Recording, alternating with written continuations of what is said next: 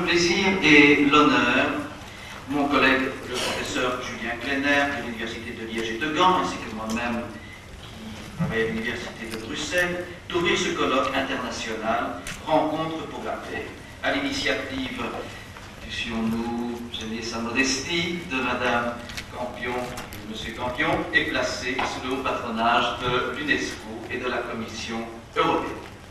Monsieur Klenner et moi-même servirons de modérateurs à la présente rencontre, en tout cas dans toute cette partie certainement. Une rencontre qui, mesdames, messieurs, se déroulera selon la séquence suivante. Permettez-moi de vous donner quelques indications pratiques.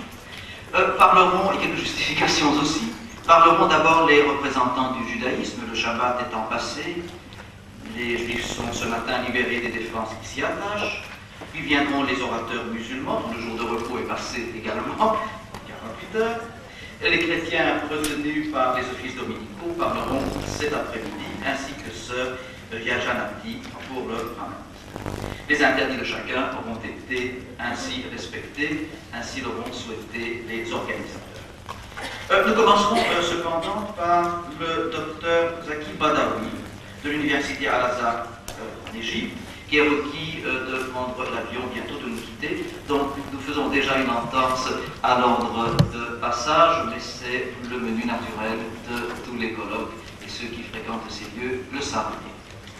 Alors, aussi une question technique. Pour le bon déroulement de nos travaux, je vous signale que le nombre élevé d'orateurs et les impératifs horaires nous avons déjà 20 minutes de retard, nous sont obligés à prévoir un système, disons, écrit de questions et de réponses. Alors, vous voudrez bien rédiger, je ne sais pas, je pense qu'à l'entrée, on vous aura donné des cartons, des fiches à cet effet. Rédigez vos questions, que vous pourrez remettre aux personnes préposées à cet effet-là.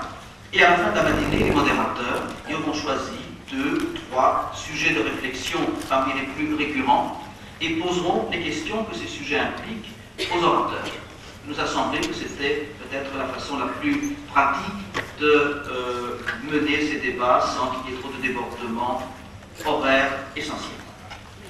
Voilà, ceci pour le côté pratique, technique des choses.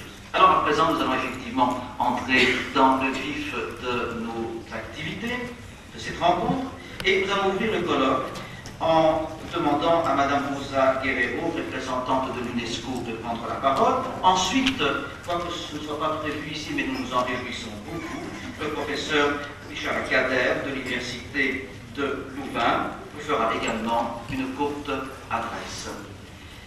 Alors, je donne la parole immédiatement à Madame Guerrero.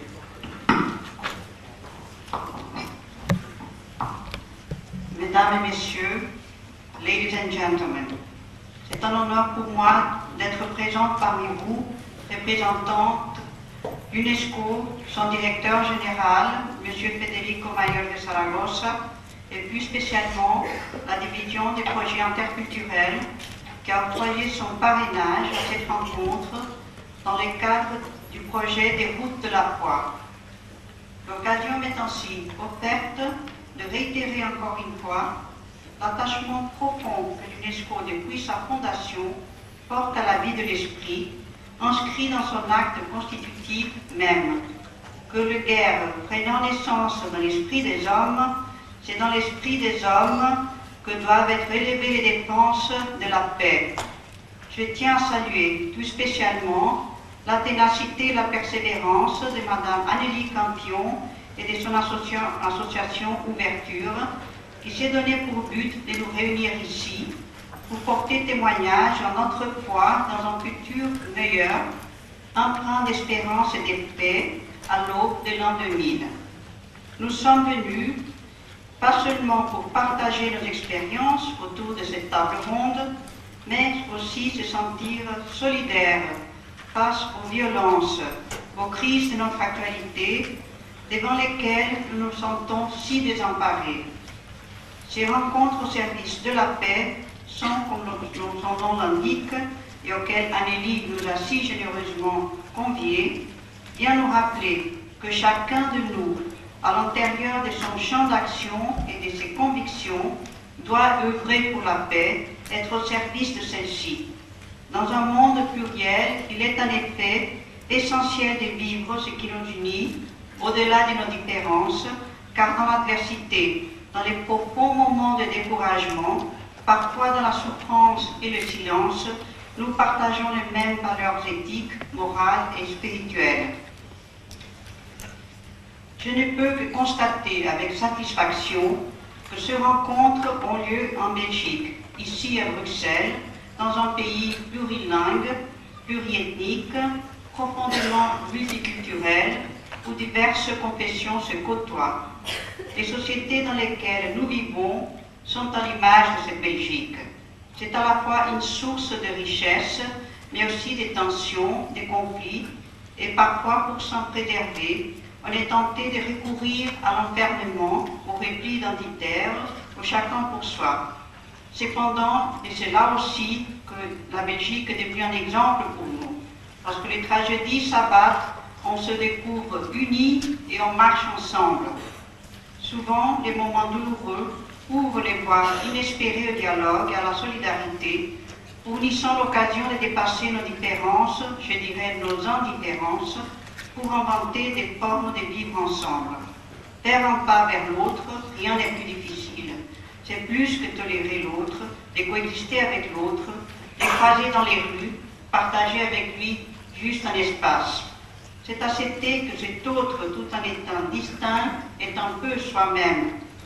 Chacun de nous ici porte les croyances et les traditions qui lui sont propres, mais nous sentons quelque part que chacun à sa manière, d'où qu'il vienne, a une foi inébranlable dans la vie de l'esprit, dans cet esprit de solidarité et de transcendance, un peu à l'image de ces mystiques vivant dans les béguinages si typiques de la Belgique, partageant leur vie entre les services des autres et la prière intense et les désirs des dieux. Et je crois que ce n'est pas fortuit si nous avons assisté à une autre manifestation de l'expérience mystique témoignée par les derviches d'Istanbul. Ici, dans ces pays, ils sont bien à leur place. Comme eux, nous voulons toucher l'infini tout en ayant les pieds ancrés sur la terre. Ils offrent l'image dialogue entre le ciel et la terre, entre l'homme visible et le visible. C'est peut-être une métaphore à l'exercice que nous allons entreprendre maintenant. Que signifie aujourd'hui le dialogue? Le dialogue, surtout lorsqu'il se situe sur les terrains de l'interreligieux, que peut-il apporter? À qui? Comment? Je suis convaincue que le dialogue est une dynamique de l'esprit qui permet de dépasser les clivages d'opinion, car se plaçant au-delà de ceux-ci. Il y a une nécessité de dialogue, mais les espaces, pas seulement dans les sens géographiques, où les pairs se font rares. Ces agoras dont dit Plouveau, il faut les créer, en stimuler la création pour rendre propices toutes les initiatives de rencontres qui, comme celle-ci, nous permettent l'échange de nos expériences, le partage de nos difficultés, nous donnent l'occasion de rester à l'écoute de l'autre. C'est dans le but de créer des espaces de dialogue entre cultures et peuples que l'UNESCO a lancé le projet des routes de la foi. Le concept de route implique les mouvements, les brassages, la dynamique, la transformation. L'idée justement que sur un chemin, on peut rencontrer l'autre, pas seulement les croiser dans l'indifférence, se sentir interpellé par lui. Les échanges féconds entre les hommes constituent les fondations de toute civilisation. Celle-ci n'est pas monolithique, mais formée des couches culturelles différentes accumulées au cours de l'histoire, fruit des contributions successives des peuples qui apportent leur technique, leur mode de vie, leurs croyances. Chacun dans son pays, dans sa communauté, œuvre pour les dialogues et nous avons appris beaucoup les uns des autres. Nous avons partagé nos expériences, nous sommes répartis plus motivés et nous sentons moins seuls pour faire face aux défis. Je crois que le projet des routes de la foi donne l'occasion de consolider et d'approfondir les dialogues interreligieux en créant un cadre où des activités peuvent s'inscrire, permettant que nos initiatives ne restent pas isolées, mais aient une répercussion, contribuent à apporter des éléments de réponse aux douloureuses questions de nos sociétés. Solidaires les uns des autres, nous nous sentons moins démunis face aux souffrances occasionnées par des actes barbares qui dépassent notre entendement. J'espère que d'autres rencontres puissent avoir lieu, que notre collaboration puisse porter des fruits et que par une démarche de pardon et de réconciliation, nous parvenions à consolider une paix qui demeure fragile. Merci, thank you, thank you.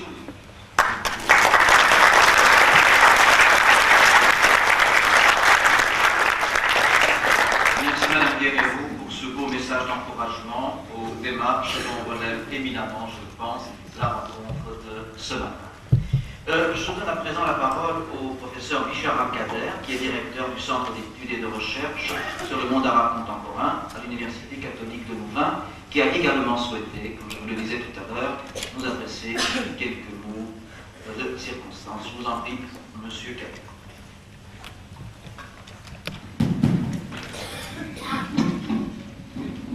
Mesdames, Messieurs, je voudrais joindre ma voix à celle de mes collègues pour remercier l'association d'ouverture de cette heureuse initiative et sa dynamique animatrice, Madame Campion. La rencontre des religions au service de la paix est un thème qui nous interpelle tous, surtout de nos jours où nous nous sentons un peu assiégés par des modes de pensée et de pratiques axés autour de la compétition, de la compétitivité économique, sociale, politique et géopolitique. Dans ce monde auquel nous participons, et qui est ainsi fait, et que nous voudrions qu'il soit plus humain, plus solidaire, plus fraternel, les religions peuvent-elles aujourd'hui combler la béance ouverte entre l'hypertrophie des moyens et l'atrophie des finalités? Telle est la question posée par le philosophe Paul Ricoeur, à laquelle nous devons apporter aujourd'hui, ne fût-ce que quelques fragments de réponse. En effet, la question qui nous interpelle tous, quels que nous soyons, est la suivante.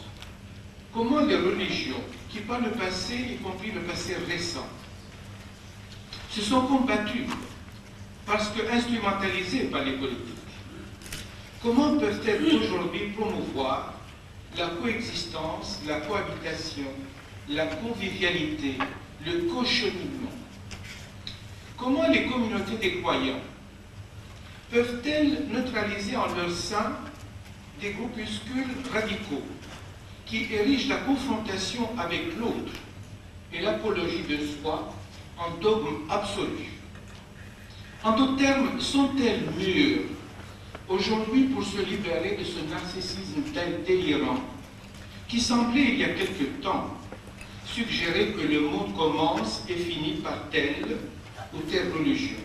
Sont-elles mûres pour s'affranchir des excès des discours auto-justificateurs, auto-glorificateurs, auto-fondateurs, et rejeter les excès de langage qui grisent les croyants, mais qui sont autant de faux semblants entre nos illusions et la réalité du monde?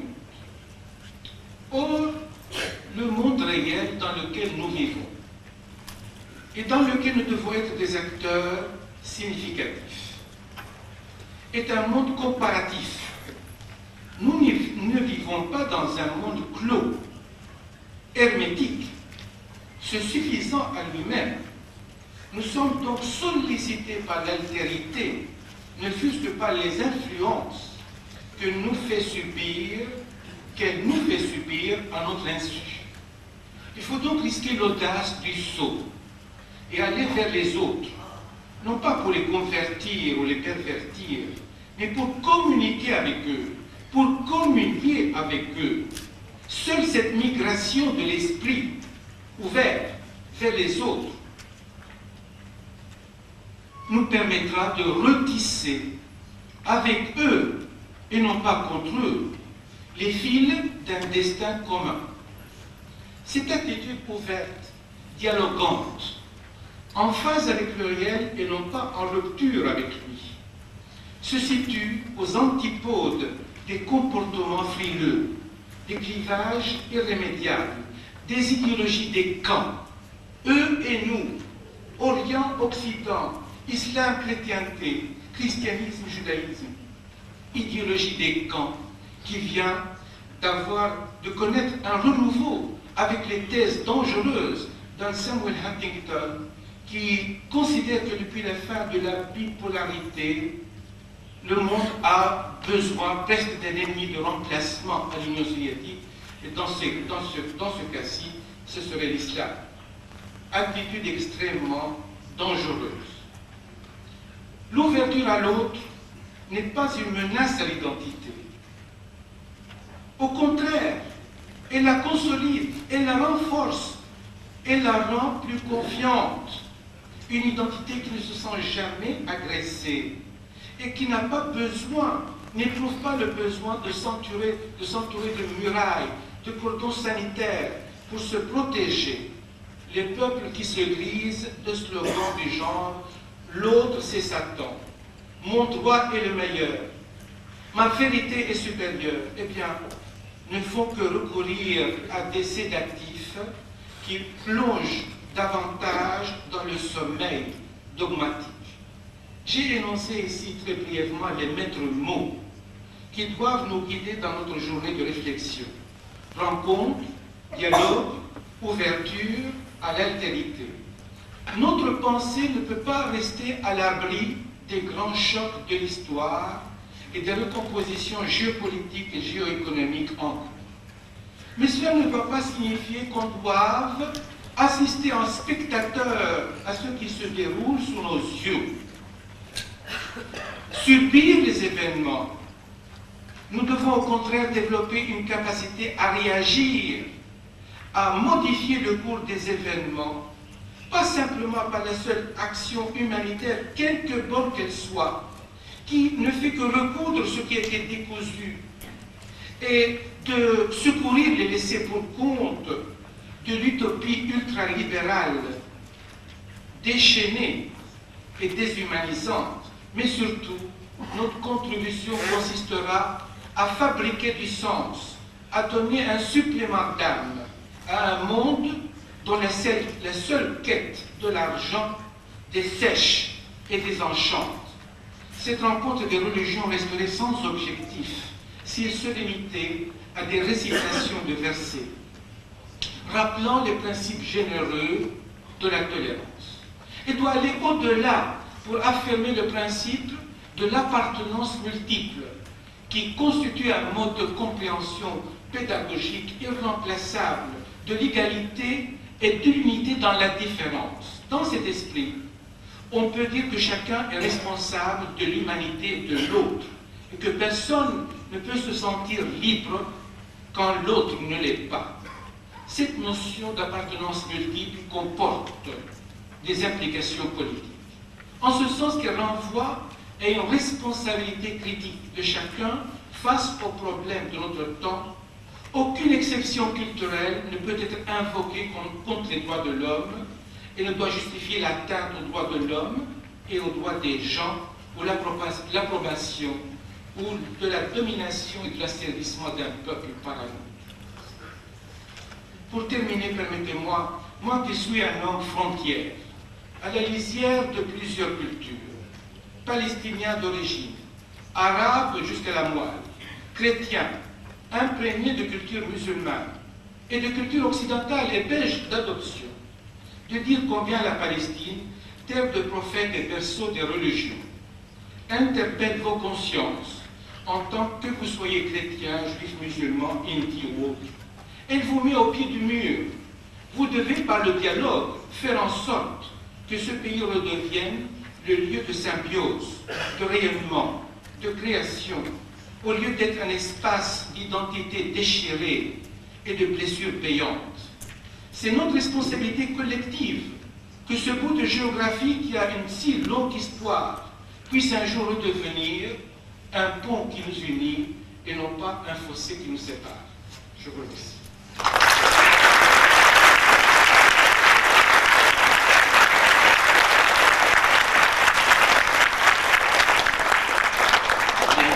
Nous remercions M. Kader pour cette évocation des questions fondamentales qui sous-tendront le débat de ce matin. Certainement, nos orateurs développeront chacun dans sa perspective ces mêmes grandes questions. Merci M. Kader. À présent, nous allons passer effectivement à nos travaux. Et je rappellerai, et qu'on ne m'en veuille pas, c'est le rôle cruel de celui qui tient ici la guillotine, elle est là. Elle sonne au bout de 15 minutes, cette petite machine infernale, que vous avez, mesdames, messieurs, un quart d'heure, pas plus, pour aller à l'essentiel, ce que vous ferez certainement. Alors, nous avons été obligés, je l'ai dit tout à l'heure, de changer un tout petit peu l'ordre des passages, parce que, effectivement, M. Badawi doit nous quitter un petit peu plus tôt, et je donne la parole à mon collègue, le professeur Plénaire, pour la présentation de M. Badawi. Mesdames, Messieurs, bonjour. Ladies and gentlemen, good morning. I will do this in English so the translators know. Introducing Mr. Zaki, or Dr. Zaki Badawi, is a pleasure. I had the opportunity to hear him yesterday. I saw his very impressive CV, and I asked him what he wanted me to point out. And to introduce him, he just wanted me to remind you that he is the principal of the Muslim College in the UK, which is a postgraduate institution for training of Islamic scholars, and that he is also, amongst many other things and responsibilities, chairman of the Imams and Mosque Council of the UK. Ladies and gentlemen, I give you Dr. Zaki Badawi.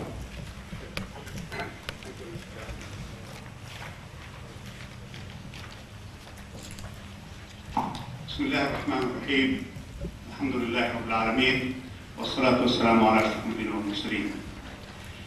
Mr. Chairman, I would like to begin by thanking Mrs. Campion and the UNESCO for organizing this important function, bringing together such a galaxy of scholars and leaders. Well, I would like to begin by saying something about what is the state of the world now. There is a situation of conflict. Who can resolve it? Normally, people rely on three leading elements in society: the generals, the politicians, and the religious leaders. The generals have a profession to create conflict and glory in murder. They cannot, in fact, survive in peace. Peace makes generals and armies redundant, and therefore they don't want peace. Politicians live by deception. A good politician is the one who cheats as many of his colleagues, apart from other international opponents that he can manage. So politicians are not really fit to solve the problems of the world. What remains, therefore, is the people of faith, the religious leaders. But then the religious leaders, as our first speaker has pointed out, could be threatened by extremists in their own tradition. Every tradition has its own fundamentalists. And the fundamentalists are always a minority, a small minority, in every community and in every society. Unfortunately, some fundamental principles that should not ever be forgotten. The second is that Islam allows for the freedom of the people to believe in what they want to believe. The Quran says no compulsion in matters of religion. Now, with these two principles, we can move forward in Islam. Yes, Islam wishes to spread, wishes to win converts. But the Quran itself has told us that God himself does not expect the whole world to become Muslim. The verse in the Quran says, had God so wished, had your Lord so wished, he would have made the whole human race of one religion. The fundamentalist does not accept your freedom to choose, does not accept the freedom of others to choose, but he wishes to coerce others to follow his own creed. And in Islam, this is not allowed. The people of strategic studies, several departments of strategic studies were created in many universities in the West to try to undermine the Soviet Union. Now the Soviet Union had collapsed. The nation of Western civilization is Christianity. No matter what they say, it's secular. What is secularism in the West is a Christian secularism. So the foundation, the basis is Christianity.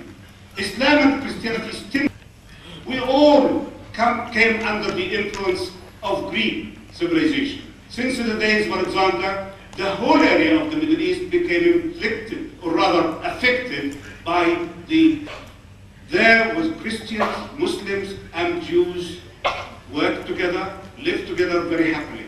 Unfortunately, they were defeated and crushed by a fundamentalist Christian creed.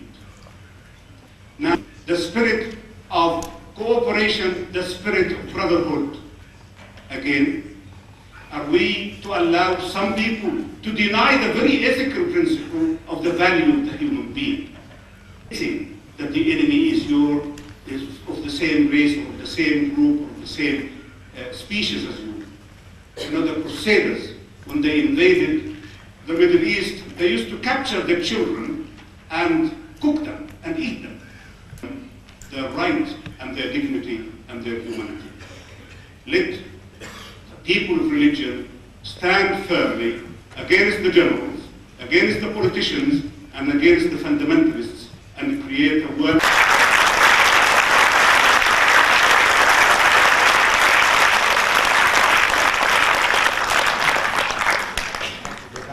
Thank you very much.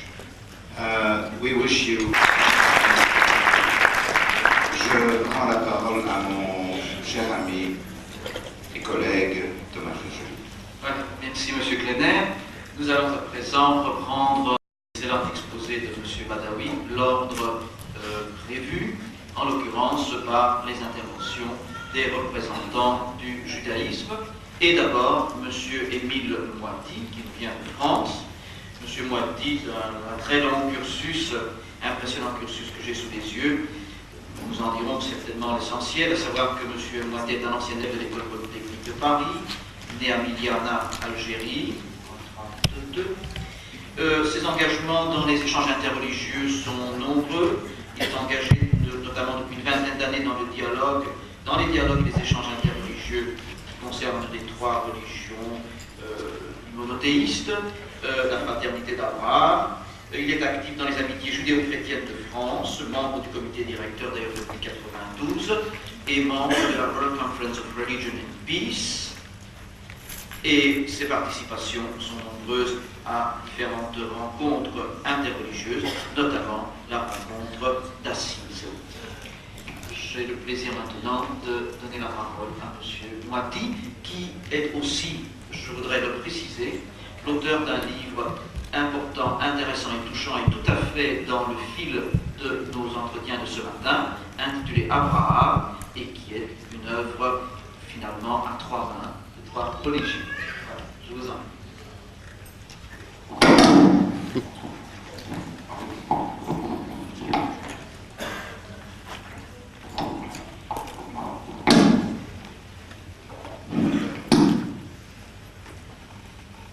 Mesdames, Messieurs, permettez-moi tout d'abord de saluer plusieurs personnes que je connais qui participent à ce colloque, et tout particulièrement le grand rabbin du Consistoire central de France, M. René Samuel Sirat.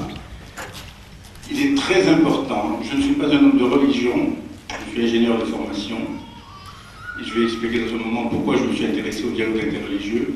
Il est très important que nous qui sommes à la base ayons des guides spirituels qui sachent voir clair sur le vrai objectif des religions qui toutes veulent nous mener à la paix. Et l'action du grand rabbin René Samuel Sirat a été tellement exemplaire sur ce plan qu'il est pour nous, Juifs de France, de la base, un exemple et il nous montre la voie. Je voudrais également me permettre de remercier les organisateurs et saluer M. Ali El-Saman, qui a organisé déjà un très beau colloque dont il parlera certainement à la Sorbonne avec le Dr Mahmoud Zakbo de Al-Azhar, M. Ron Kronich de Jérusalem, le Charpen Tounès qui, comme moi, vient d'Algérie et qui nous a apporté beaucoup par ses enseignements à Paris, et enfin Madame Maria Rosa Guerrera de l'UNESCO, car l'UNESCO, qui se préoccupe de culture au niveau international et en particulier des cultures de la paix, approfondit aujourd'hui l'utilisation des religions comme moyen de toucher la base pour l'éducation à la paix.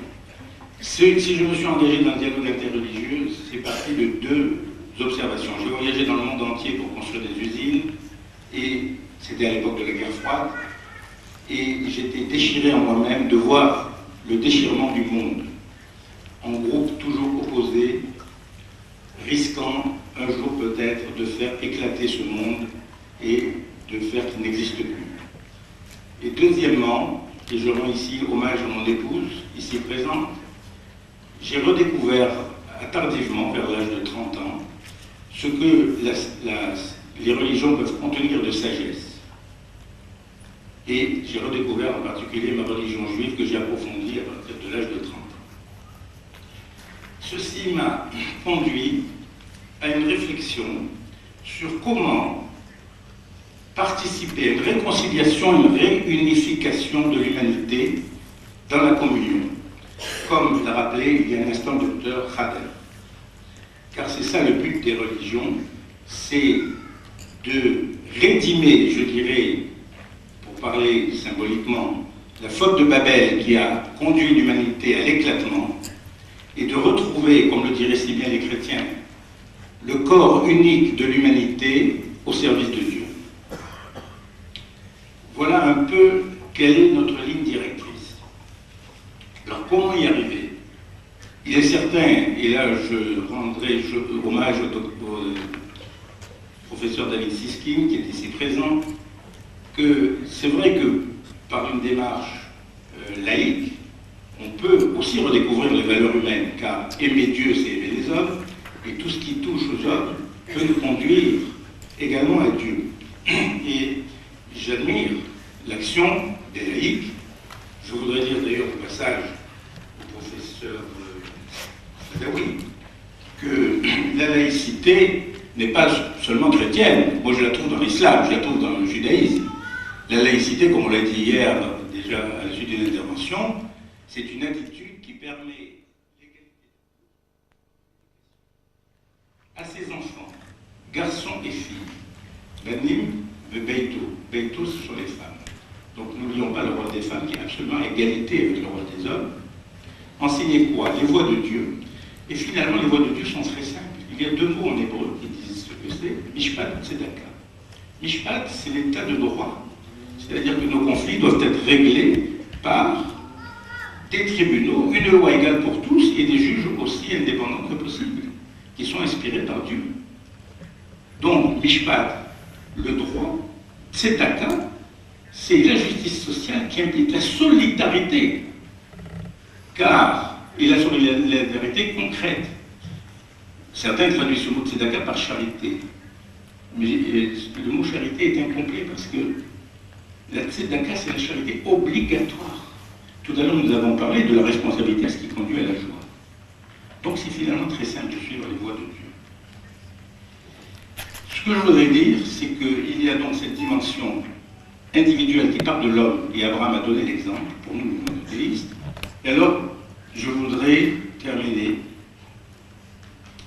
en insistant sur l'importance du dialogue, comme ça a été d'ailleurs rappelé ici à l'instant, un dialogue qui doit être basé naturellement sur la vérité. Il y a un dialogue qui doit être basé sur le fait que nous devons assumer le passé. Assumer le passé dans une démarche de pardon et réconciliation. Et là, j'en viens à une proposition que nous avons faite récemment à la réunion de Malte de l'UNESCO, d'envisager une démarche de pardon et réconciliation qui ont souffert de ce retour des Juifs. Et je voudrais qu'ils nous en excusent, car ils savent très bien que ce retour des Juifs sur cette terre, c'est une annonce de temps messianique pour tous. Nous n'y pouvons rien. Mais si les hommes savaient se donner la main, ce retour des Juifs aurait été fait sans armes et sans lutte. Il aurait pu être fait dans la paix, car ce n'est pas la place qui manque. Ils sont donnés pour ouvrir nos cœurs. Dans cette période, où nous prions pendant 40 jours jusqu'à Kippour, le premier moyen, c'est la prière. Et là, je retrouve, c'est-à-dire la solidarité concrète. Et donc, pour terminer, je voudrais dire qu'il ne suffit pas de mots, qu'il ne suffit pas de bonne intention. Et nous avons l'intention avec l'UNESCO d'étudier des moyens concrets qui permettront de créer une véritable véritable solidarité dans le monde. Comme je vous l'ai dit il y a un instant, je ne voulais pas venir de Jérusalem, mais vu l'action exemplaire de Mme Campion, que j'ai encouragée dès le départ, parce que son initiative venait de la base, mais du cœur, comme on l'a dit, c'est ça qui est important aujourd'hui. Et tant les hommes politiques que les hommes de religion vous diront, s'ils sont sincères, ayez des initiatives à la base, et ceci nous fera bouger nous, car ce n'est pas nous qui pourrons bouger les premiers. Je vous remercie pour votre attention.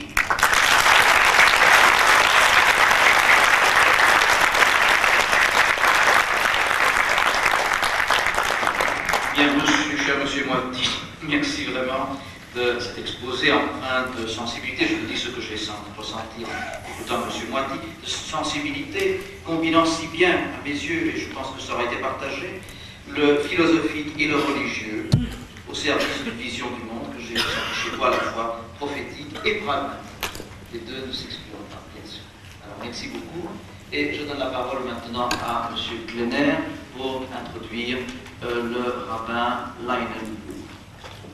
Yeah, in English. I didn't know very much. I've heard his name, but I've never met Rabbi Lionel Blue from the United Kingdom. I met him 2 days ago. He's a modest man, full of humor. And I asked him how he wanted me to present him, introduce him.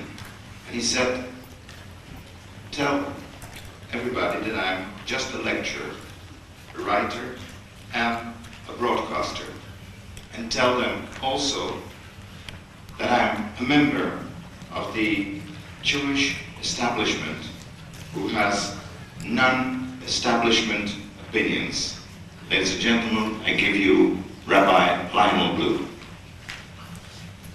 Ladies and gentlemen, I would like to ask you to do a little exercise. Would you please just shut your eyes for a moment? And now think yourselves away from this Brussels of affluence, relative happiness, to Brussels 55 years ago, when the Nazi horror had come here, the deportations were starting, some saints were hiding Jewish people in their cellars, some not so saintly were giving their names to the Gestapo. Think of the society in living memory, the horror which is behind us now. I think we have to say that this Europe of ours has had a century of horror, worse than anything that Africa could produce or even Asia. And yet this was in the most sophisticated religious world, part of the world that existed. Therefore, we are basing all this on a very, very deep religious failure. A boy yesterday in Mandian said we should start with mea culpa. Possibly. But I think it might be more interesting to work out why it is that religion was so irrelevant in this horror. Why every army in Europe has been blessed by some religious establishment or other. Fascist, Nazi, Stalinist, democratic, everyone has had its blessing from a leading religious establishment. This has been a tremendous failure. Now, I'm not going to do PR compliments or personal try to take a side in this matter. As far as Christianity has been concerned, there is in Christianity both a love of Jews and there is also a desire to diabolize Jews as deicides. A lot of the anti-Judaism of one part of Christianity fed into the anti-Semitism of Europe in this century, and also has to take responsibility for what happened. Between peoples and guaranteeing social justice and world peace. Before we can do that, I think we must try and promote cooperation among ourselves. Now, in other words, it is very, very difficult to learn from other people's experience. Going on, after this dreadful statement, I used to have to deal, my marriage is very, very stable. You see, she said, I leave all the big things, the decisions in a traditional manner to my husband. She said, or what we will have for dinner tomorrow. She said, or how much can we save, or whether we will have enough for our old age or our children. She said, these little matters, I decide. She said, and that is who has gone to his office and found that he has no job suddenly. What are we religious people going to give to the person who comes home and finds their partner, or their wife, or their husband? There are all these people, and never has religion been so important, because it's on the memory of these people that we rely. Because if these people had not existed, there would be no... Mentionné, donc je lui donne la parole. Merci, Monsieur le Président, Mesdames et Messieurs. À mon tour, je voudrais exprimer ma vive gratitude à Mme Campion, dont la persévérance a permis notre rencontre, ainsi qu'à l'UNESCO.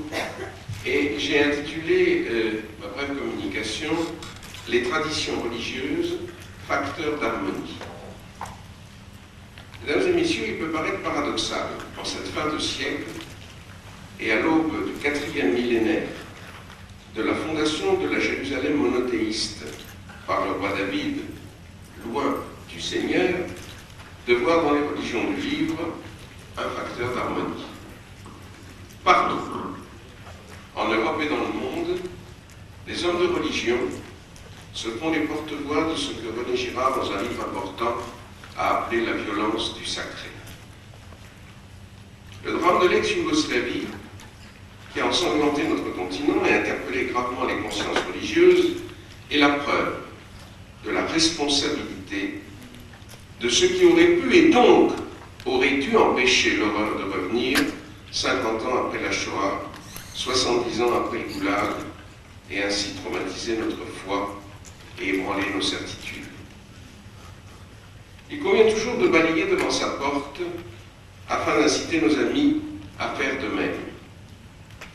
La cérémonie de Pulsa de Noura, devant la demeure d'Isaac Rabin de regretter mémoire, alors Premier ministre d'Israël, lorsque de pseudo-rabbins ont appelé à la mort du signataire des accords de paix d'Oslo, nous a ramené 4 siècles en arrière à ce qui pourrait ressembler à l'hérésie de Shabbatai Tzvi, qui mit en danger la survie spirituelle du peuple juif 50 ans après 1492, date qui pour nous ne commémore pas seulement la découverte de l'Amérique, mais surtout l'horreur de l'expulsion des Juifs d'Espagne par Isabelle la catholique, suivie en 1496 par celle des Juifs du Portugal. En effet, la dimension ultra-messianique qui n'est pas absente de certaines déclarations rabbiniques contemporaines n'est pas sans rappeler les affirmations inspirées du pseudo-messie Shabbatai Tzvi et surtout de son ignoble prophète Nathan de Gaza. Voici quelques semaines, des juifs conservateurs d'origine américaine ont pu prier au mur occidental selon leur tradition. Ils en ont été empêchés par des trublions ultra-orthodoxes qui ont fait appel à la police. Quelle tristesse. Et pourtant, en cette fin de siècle, il suffit de consulter la liste des prix Nobel de la paix pour se rendre compte de la contribution éclatante des hommes de religion au seul combat qui vaille, celui inlassable en faveur de la paix. J'ai l'honneur de siéger dans un comité de l'UNESCO sous la présidence de Monseigneur Desmond Tutu, dont la contribution à la fin de l'apartheid en Afrique du Sud a été décisive. Récemment, l'évêque Bello de Timor-Est, avec lequel j'ai eu l'honneur de dialoguer la semaine dernière à Prague dans le cadre du Forum 2000, a été désigné comme lauréat de ce prix pour sa contribution à cette grande aventure que constitue la paix et le respect de la créature humaine, porteur d'une étincelle divine. Menachem Begin et Anwar el-Sadat ne sont pas connus dans le monde comme rabbins ou imams. Pourtant, le premier a exercé des fonctions religieuses à la tête de sa communauté durant le mandat britannique, et d'autre part, le monde entier se souvient de la visite après son discours courageux, historique, à la Knesset. Et lorsque le regretté Premier ministre Rabin, de mémoire bénie, disait que la véritable motivation qui fut la sienne et qui l'a conduit aux accords d'Oslo était le sentiment que pour un juif, il était inconcevable qu'un peuple puisse dominer un autre peuple, en l'occurrence le peuple palestinien, lorsque Shimon Peres est venu à Strasbourg et à Bruxelles pour plaider en tant que Premier ministre d'Israël en faveur du peuple palestinien, ils furent, l'un et l'autre, des disciples authentiques et des continuateurs des prophètes d'Israël. J'eusse préféré que les rabbins et les hommes de religion, de toutes les religions, aient alors choisi de leur apporter leur concours au lieu de leur mesurer chichement quand ils ne les ont pas ignoblement abreuvés d'insultes. Nous ignore le combat admirable à tout point de vue de M. Václav Havel, qui a présidé le Forum 2000 dont je viens de parler, de M. Elie Wiesel. Ils ont constitué tous deux notre espérance durant des décennies, où Mimam Hakim, du fond de l'abîme, pour reprendre l'expression du psalmiste, des profondis, ils ont refusé l'un et l'autre, ce qui apparaissait alors comme inéluctable, la destruction de l'homme. Où ont-ils puisé cette force surhumaine, cette foi, cette fidélité aux valeurs, si ce n'est dans la Bible, qui nous est commune et qui constitue notre référence ultime? En cette fin de siècle, la télévision est devenue, par certains côtés, l'idole grimaçante, porteuse de nos frayeurs et de nos cauchemars, des pulsions criminelles que notre mauvais penchant, d'autres l'appellent le tentateur, suscite en nous. Le journal télévisé quotidien nous apporte sans cesse la vision d'un monde où il n'est question que de crimes, de violence, de destruction, de méchanceté. Et pourtant, dans les douleurs de l'enfantement du millénaire qui vient, voici que l'espérance est au rendez-vous. Ce que la télévision nous montre chaque soir est vrai, hélas, mais ce ne sont que les scories d'un monde qui meurt. Le roi Messie, selon la tradition juive, est prêt à chaque instant à répondre à notre appel, afin de faire régner sur notre planète si meurtrie la paix et la fraternité. Quand donc, demanda un rabbin du Talmud au prophète Élie, viendra enfin le roi Messie?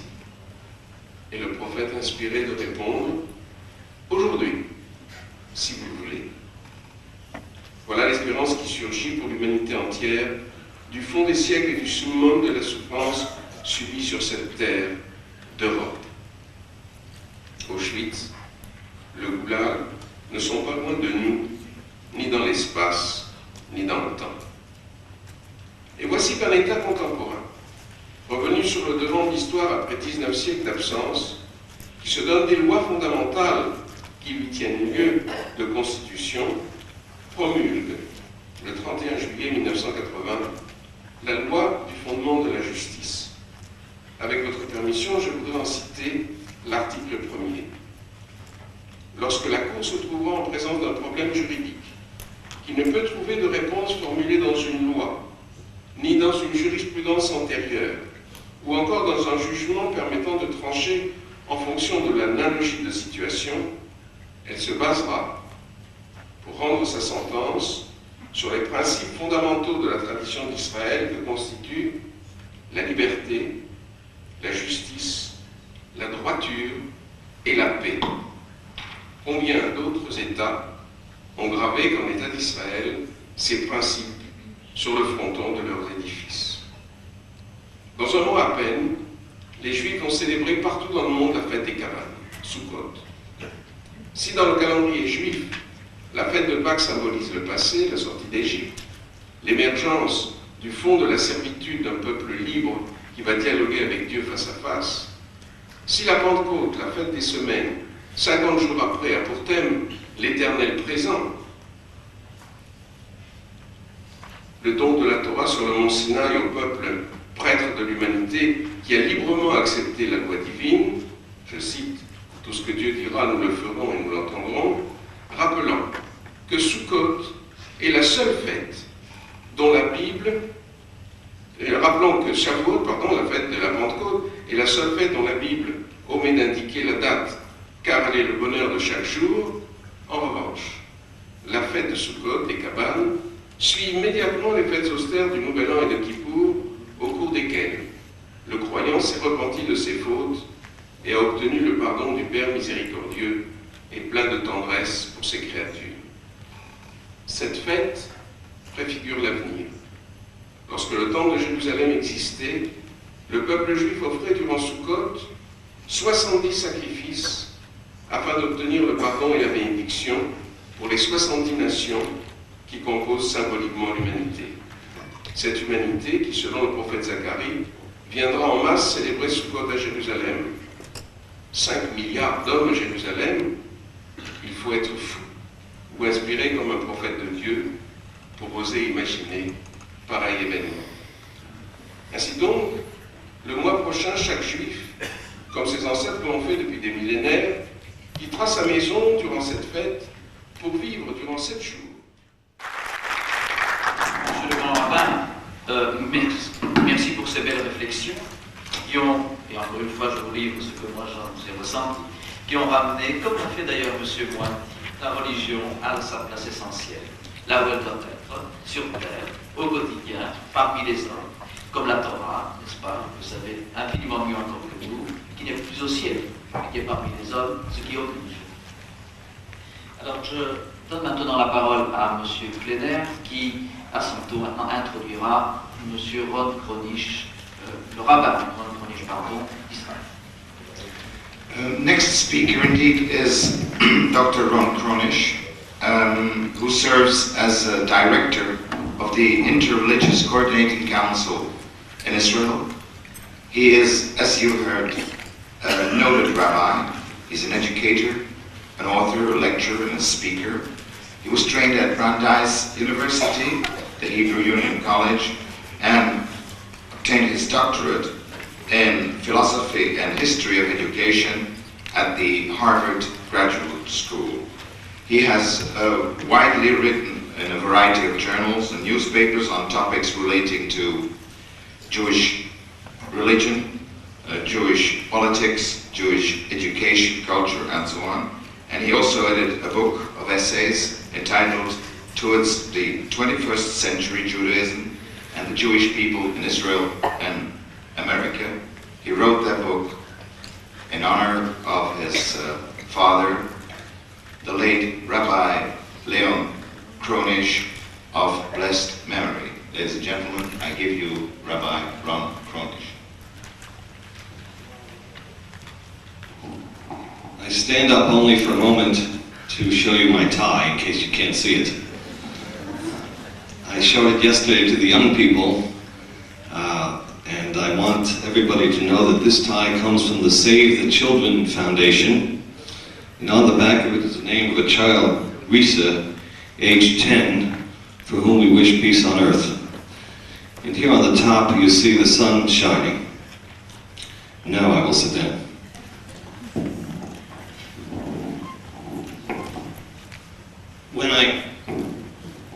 Can you hear me?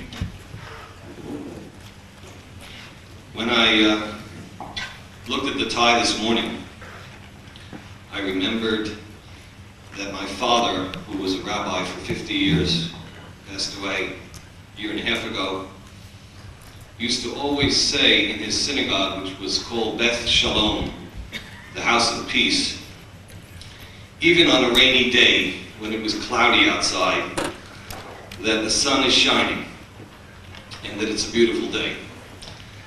And today, the sun is shining outside, and it's a beautiful day outside, and it's a beautiful day inside.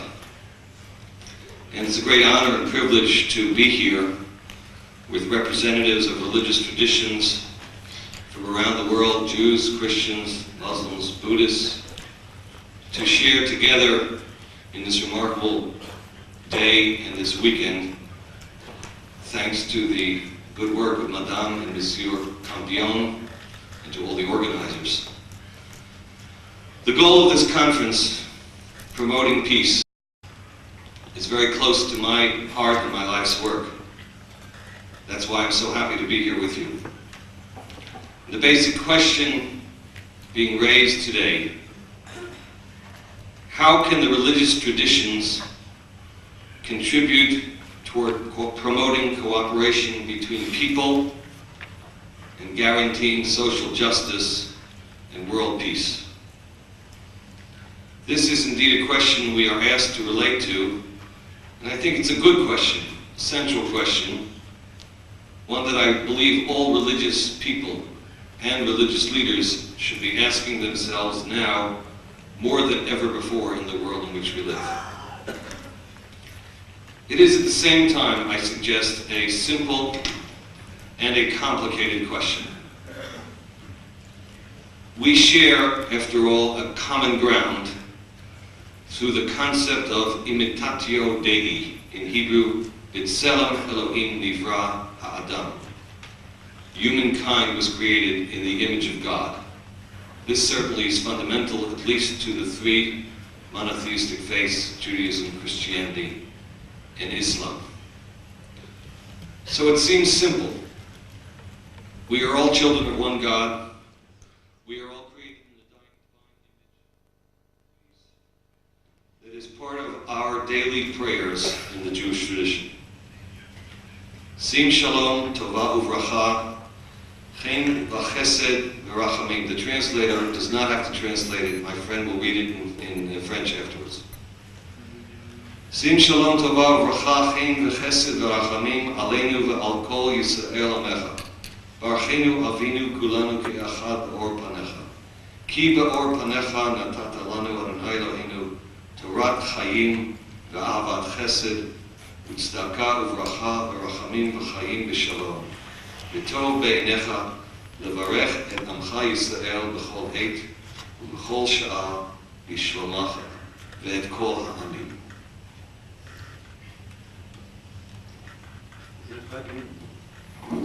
Je traduis donc en français. Je voudrais dire avant de la traduction que on doit bénir en particulier le peuple d'Israël. Je voudrais dire que pour beaucoup de juifs, Israël, ça veut dire Yachar El, les gens qui sont droits devant Dieu. Et donc c'est beaucoup plus large comme compréhension que le peuple juif seulement.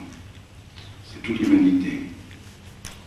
Accorde Seigneur la paix et le bonheur, ta bénédiction, tes grâces et ta miséricorde, à nous et à tout ton peuple, Israël.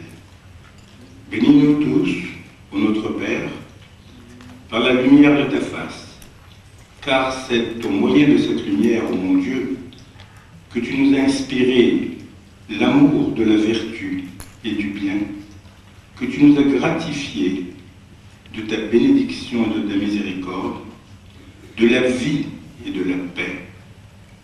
Qu'il te plaise de donner le peuple, de doter le peuple de ta paix à toute heure et à chaque instant.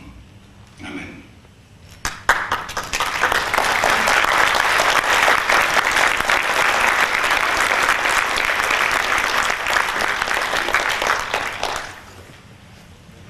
La parole est à vous, Monsieur Gergely. Merci, Monsieur Klenner. Eh bien, bon, avant de faire entendre la voix de la spiritualité bouddhiste, telle que nous la présentera le lama Denis Dendrup, j'aimerais faire une proposition très terre à terre à la salle. Ma fonction ici, vous voyez, de distribuer un petit peu et de veiller sur l'horloge. Et nous avons, M. Klenner et moi, compté que si nous devions suivre le plan prévu tel qu'il est imprimé, nous n'aurions jamais l'occasion de vous donner le temps de manger. Tout de même, vous savez que, n'est-ce pas, ventre creux d'un point d'oreille, et nous aimerions que vous ayez encore un petit peu d'attention pour ce qui va se dire. Alors, notre proposition est d'entendre le lama Dendrup, également le docteur Ali El-Saman, et ensuite, si les orateurs de l'estrade prévus pour ce matin n'y voient pas d'objection, mais uniquement alors, bien sûr, je propose que nous pratiquions l'interruption et qu'ensuite nous revenions à l'estrade. Est-ce qu'il y a des objections à cette proposition? Non. Bien. Eh bien, dans ce cas, effectivement, j'ai le plaisir de vous présenter le lama Denis Dendrup, pardonnez-moi, vient de France, qui est supérieur d'une congrégation bouddhiste en France et qui est actuellement président de l'Union bouddhiste européenne. Je vous donne la parole.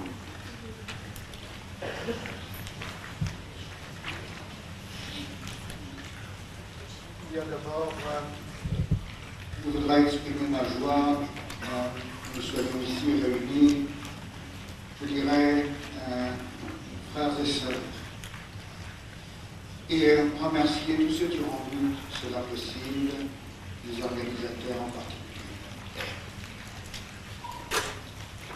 Je viens d'une tradition qui a un statut particulier aujourd'hui, n'appartenant pas à l'univers monothéiste, puisque ma tradition est celle de la voie du Bouddha. Nous hésiterions même à dire bouddhisme, tant les mots sont porteurs d'idéologie, particulièrement lorsque ce sont des ismes. Et s'il est une caractéristique de cette voie du Bouddha, c'est précisément de ne pas être une idéologie ou une approche fondée sur une croyance ou un dogme.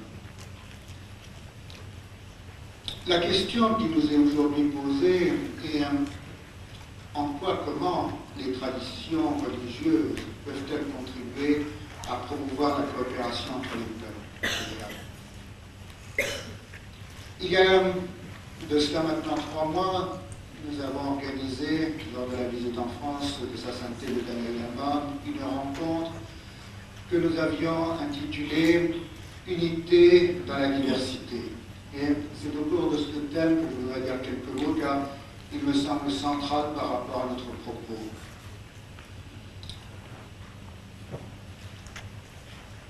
L'unité des traditions, et j'aime presque à dire tradition plutôt que religion, car dans le sens où nous l'entendons, tradition a un sens plus large que religion, qui est, somme toute, fort issue de l'univers de l'histoire de l'Occident et du monothéisme.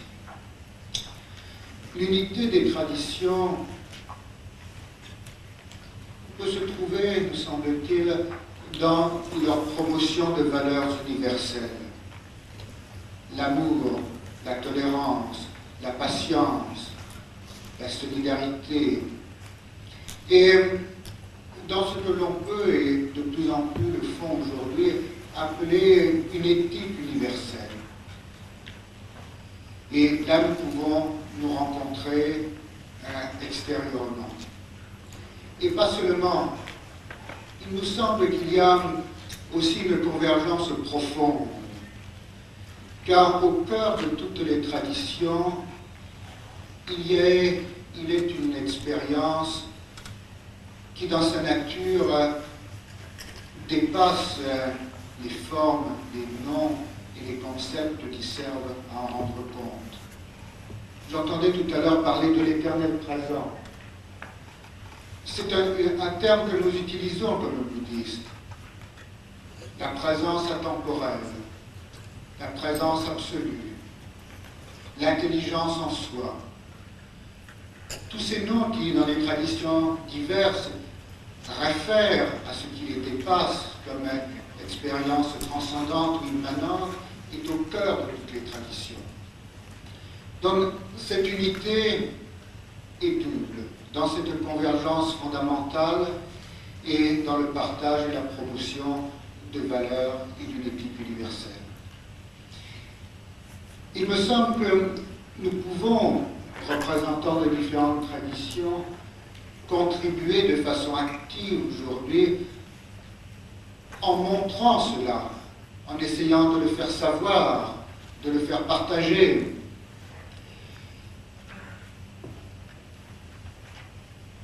La diversité aussi, car là nous touchons un point qui est très important.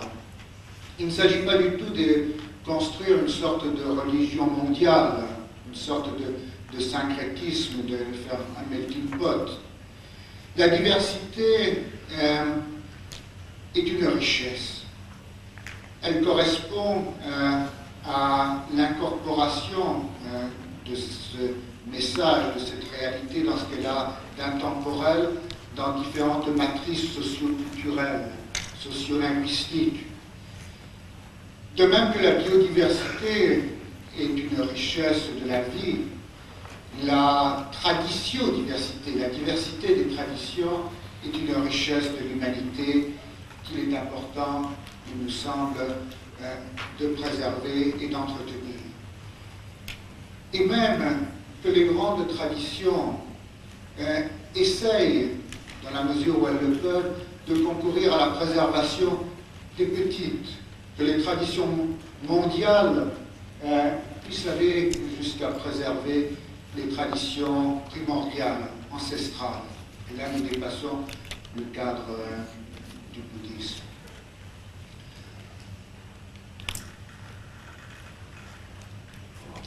Il y a deux points qui sont fondamentaux dans notre tradition et pertinents ici dans notre propos. Il s'agit de l'interdépendance et de la compassion. Si l'on devait résumer cette voie du Bouddha en deux mots, ce seraient ces deux-là. L'intelligence et la sagesse de l'interdépendance et le cœur de la compassion ou de l'amour. Ici, les deux termes peuvent être pris comme synonymes. L'interdépendance et la compassion nous enseignent la solidarité. Nous sommes ce que nous sommes de par les autres. Nous sommes interdépendants dans notre esprit, dans le processus cognitif que nous sommes, dans notre réalité économique, sociale. Et la compassion est une qualité de sensibilité, d'ouverture du cœur, de réceptivité, d'accueil, et aussi de disponibilité. Il s'agit, dans l'interdépendance, de découvrir l'ouverture, comme d'ailleurs aussi dans la compassion, l'ouverture du cœur et de l'esprit.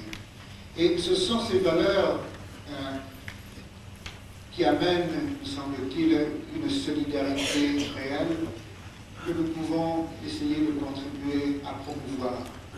Le problème est lorsque les traditions essayent de promouvoir leur croyance, leur foi, lorsque il y a une pollution avec le politique et que le monopole d'une vérité qui s'érige comme la vérité se mêle avec une pollution politique, avec des visées hégémoniques, expansionnistes, missionnaires. Ce sont les obstacles. Mais les ressources se trouvent dans cette interdépendance, son intelligence, cette compassion, cet éveil du cœur. Comme moyen, il nous semble que la communication, le dialogue sont fondamentaux. Et merci à l'UNESCO qui souvent œuvre dans ce sens. Merci à cette réunion.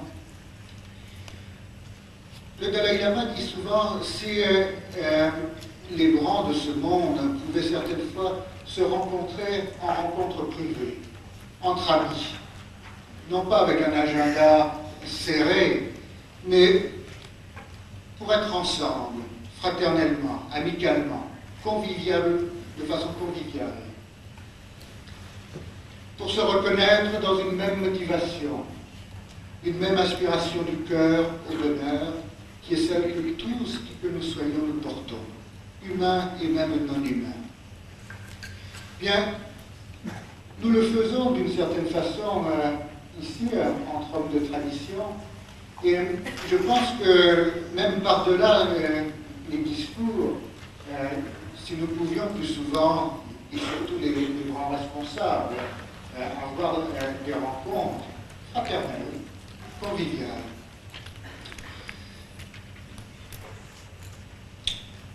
Il y a 4 niveaux de dialogue et de rencontre. Au sommet, représentants, public, la base et pour œuvrer à l'ouverture, à la connaissance réciproque. L'inconnu nous fait tous. L'inconnaissance de l'autre, la méconnaissance de l'autre est le support de toutes les projections. L'ennemi, c'est l'inconnu.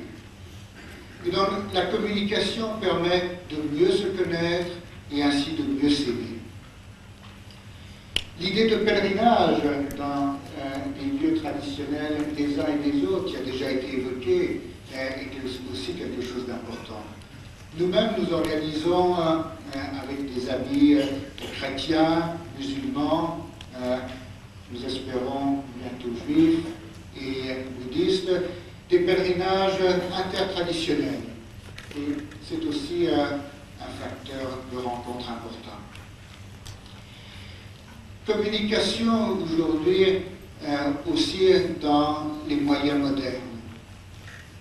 Internet en est un. Et nous avons, suite à la visite du Dalai Lama et à une rencontre intertradition qui a eu lieu, modestement commencé un site qui va ouvrir dans quelque temps, des Traditions Unies. Simplement pour dialoguer et essayer de concourir à des principes fondamentaux de rencontre. Une charte et, sur la base de celle-ci, œuvrer solidairement à des projets d'intérêt commun. En quoi et aussi les traditions peuvent-elles aider différemment des politiques? Bien, il me semble, en concourant à la conversion intérieure, à la conversion du cœur, en amenant la transformation de l'esprit et de la mentalité de chacun. Car si individuellement, tous autant que nous sommes, nous n'opérons pas cette conversion de l'esprit, de la mentalité et cette conversion du cœur, quelles que soient les mesures politiques, micro ou macro-politiques, nous ne font que répéter collectivement ce que nous sommes et portons en nous individuellement. Donc la transformation géopolitique et politique passe, nous semble-t-il, par la transformation intérieure de l'esprit du cœur de chacun, et c'est là que les traditions peuvent véritablement œuvrer. D'où leur mission d'éducation pour la paix, et là aussi de nouveau saluons l'UNESCO et ceux qui œuvrent en son sein. Et pour terminer, je crois qu'il est très important qu'il y ait des initiatives à la base. Cela a déjà été dit. Et cette initiative de M. et Mme Campion en sont un très bel exemple. Si nous attendons effectivement que les institutions changent, nous risquons d'attendre longtemps. Mais s'il y a une pluralité, une multiplicité d'initiatives à la base, eh bien le foisonnement de celles-ci concourt au changement de mentalité et dans un milieu démocratique, même ce qui peut sembler une utopie n'est telle que pour autant qu'elle n'est pas partagée par un nombre suffisant de personnes. Que des utopies ou ce qui peut sembler tel deviennent partagées par beaucoup, et surtout de nouveau dans un environnement démocratique, eh bien, une évolution réelle pourra avoir lieu. Donc, merci à tous ceux qui ont rendu cela possible, et je voudrais de tout cœur adresser les vœux les meilleurs à toutes ces démarches, à tous ces projets. Merci.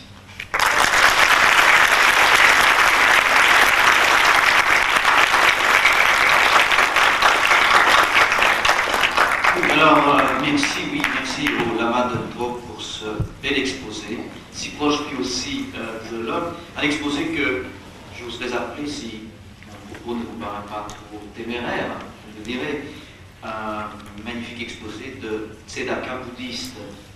Je le dis parce que j'ai été frappé par ce que vous disiez en termes d'interdépendance et de compassion, et c'est ce que, en termes quasiment identiques, M. Moitié a dit lorsqu'il a parlé de Tzedaka en termes de justice sociale et de solidarité.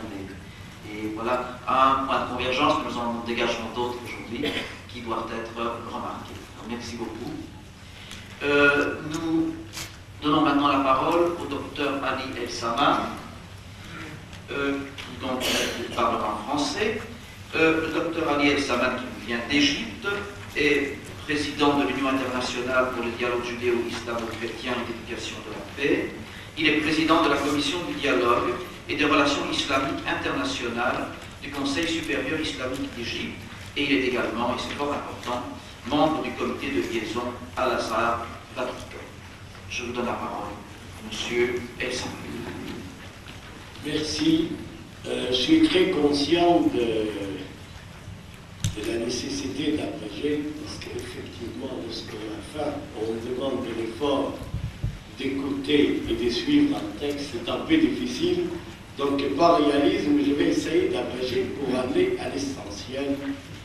Mon exposé vise, ou j'ai l'ambition de viser, des exemples concrets de dialogue, des exemples concrets des efforts et d'expériences réussies des simples individus. Parce que dans le monde où nous vivons, lorsqu'on a quelquefois un regard sur le monde, tout est regardé comme le rôle des grandes institutions, positives ou négatives, mais qui écrasent par leur poids l'individu.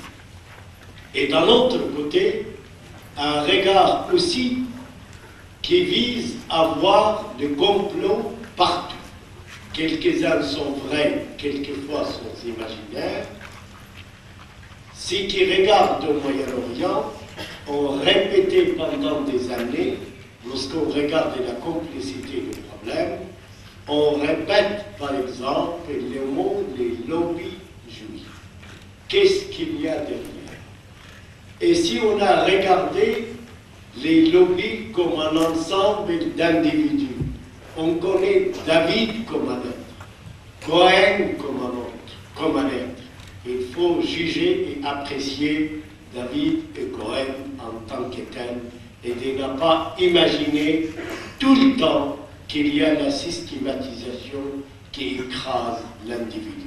Et de l'autre côté, il y a ce qu'on appelle aussi un langage de slogan, les pétrodollars, pour parler d'un autre complot américano-arabe.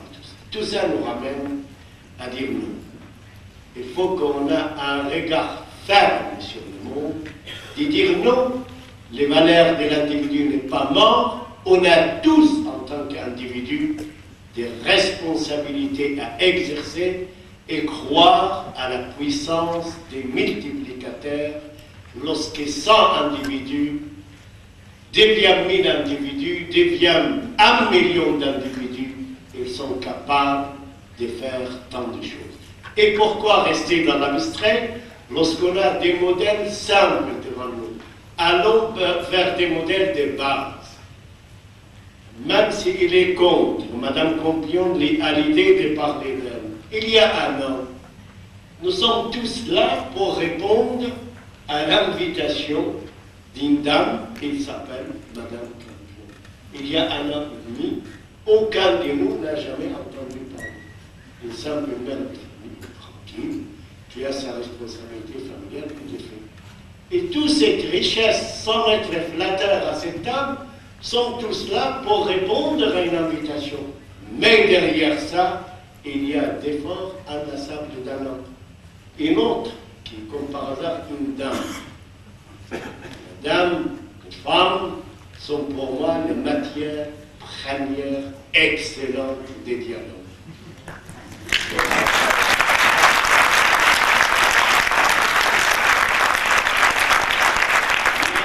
Madame Frappier, qui la moitié de ces tribunes la connaissent, si je ne me trompe pas, il a dépassé les 80 ans. 95, que Dieu le prolonge encore ça. Il s'est mis dans la tête une idée et un projet, faire un pèlerinage dans mon pays, dans un lieu combien historique, les Sinai, un pèlerinage. Les nombres de correspondances qu'il a provoquées, les voyages qu'il a fait, en arrivant au Caire avec son âge, s'est déplacé avec un autobus. Mais il a pu, je vous assure, secourir la tranquillité et la conscience des grands hommes responsables pour les sensibiliser vers le projet. Par votre intermédiaire, nous leur rendons hommage. Et nous montons dans la hiérarchie pour vous dire, j'organise en 1994, au nom de notre association de la DIC, une conférence à la Sorbonne. Le premier qui a répondu à l'appel, l'association dans l'État, il s'appelle Islamo-Chrétien. Et voilà, si vous me permettez l'humour, un juif qui s'appelle Monsieur Moiti, qui arrive à mon bureau volontaire pour me dire non, il ne s'agit pas pour moi de venir assister à une conférence, je suis là pour aider. Et les deux femmes de la DIC qui sont devant moi, Madame René Duret et Madame Illich, affolées de se voir celles responsables de l'organisation. Il amène son concours, son expérience de pèlerin inlassable des réunions de dialogue. Ça a été très aidant. Et on arrive à la conférence pour trouver trois grands individus. Les grands rabbins Sirat. Il n'était plus le grand rabbin de France. Mais au-delà des postes, j'ai gardé en mémoire que lorsque cet homme venait chez nous à la mosquée de Paris, les visages qui s'ouvrent, les courants d'amour qui passent entre lui et les autres, c'est important. La religion, extrémisme et terrorisme, et surtout faire injustice aussi, pour dire qu'il faut donner une place à l'islam de la modération. Mine de rien, cette déclaration qui a pu passer comme une déclaration comme une autre, et maintenant je l'ai fait peut-être une surprise à notre ami Rabbin Sirat, pour lui dire combien cette déclaration a pesé d'une manière extrêmement efficace pour que la grande et la plus grande institution de l'islam, l'Azhar, a passé dans ses actes les mois derniers, ce n'est pas encore publié, de créer pour la première fois dans l'histoire un organe compétent qui s'appelle l'organe de dialogue interreligieux. Je suis fier de donner la primauté de ça à votre public.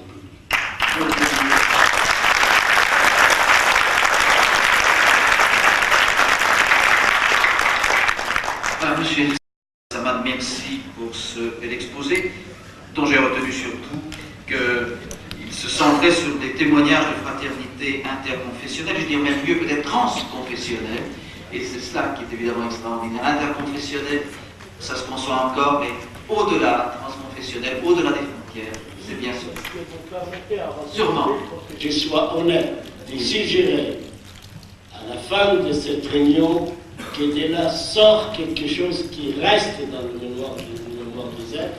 Je suggère tout simplement 3 idées à suggérer. La première, que les gens des religions, les croyants, ils doivent passer aux lignes de front pour dire nous sommes plus que d'autres responsables de dire non au fanatisme, non à l'extrémisme et encore plus non au terrorisme. Parce que là, nous défendons les valeurs intrinsèques des religions et c'est un devoir pour nous, et en ce qui me concerne, je l'ai dit avant les autres, ce qui fait, et c'est fait actuellement en Algérie, la première victime, c'est l'islam en tant que tel, loin d'adopter ces idées. La deuxième, c'est de dire responsabiliser l'individu sur l'appel demain, l'appel de Bruxelles, de cette réunion, responsabiliser l'individu.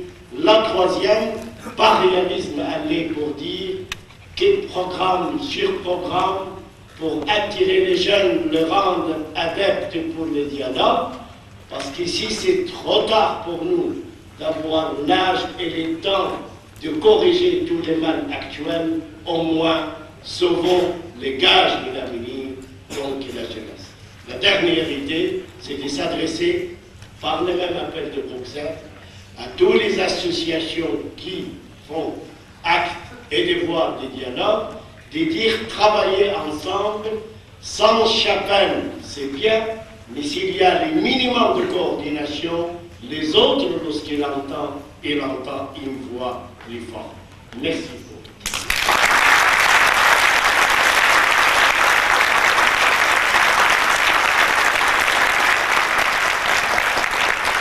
Merci pour votre enthousiasme communicatif. Alors moi, je m'inscris. Je suppose que les autres suivront. Nous osons l'espérer en tout cas. Et merci pour les jeunes scouts de Bruxelles. Je rentre en Égypte avec leur médaille sur moi. Merci.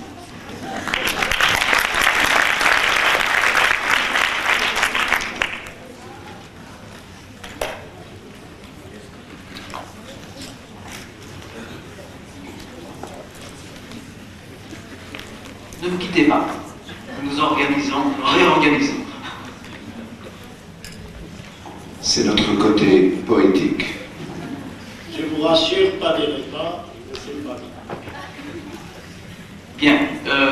Monsieur et Madame Campion me disent, et ce sont encore une fois les aléas de l'organisation de ces colloques, que Monseigneur Bello, dont l'intervention était prévue en début d'après-midi, doit, pour des raisons que nous pouvons parfaitement comprendre, prendre la parole maintenant. Je pense que c'est tout à fait possible, puisque il est 12h30 et que tous nos intervenants ont été scrupuleux dans le respect de l'heure. Il nous reste effectivement jusqu'à l'interruption prévue à 12h45, amplement le temps d'entendre Monseigneur Bello. Alors, voilà. Alors, voilà, donc, si vous le permettez, quelques brefs mots de présentation quand même. Donc, Monseigneur Carlos Felipe Jiménez Bello est né à Bocor, en East Timor, Timor de l'Est, en 1946. Il a fait des études de philosophie, de théologie, et il a été ordonné prêtre en 1980 à Lisbonne, au Portugal, bien sûr. Il est, vous me permettez de dire essentiel, il va avoir occupé des postes fort importants et a été consacré évêque de Lorium en juin 1988. Et essentiellement, c'est ce que nous retenons, ce que nous savions tous avant d'avoir le plaisir de vous avoir ici à cette table, bien sûr, c'est que vous êtes porteur désormais du titre de prix Nobel de la paix 1996, en même temps que le docteur José Ramos Horta, prix qui vous a été décerné au plus grand plaisir de tous ceux qui vous connaissaient déjà. Alors je vous donne la parole.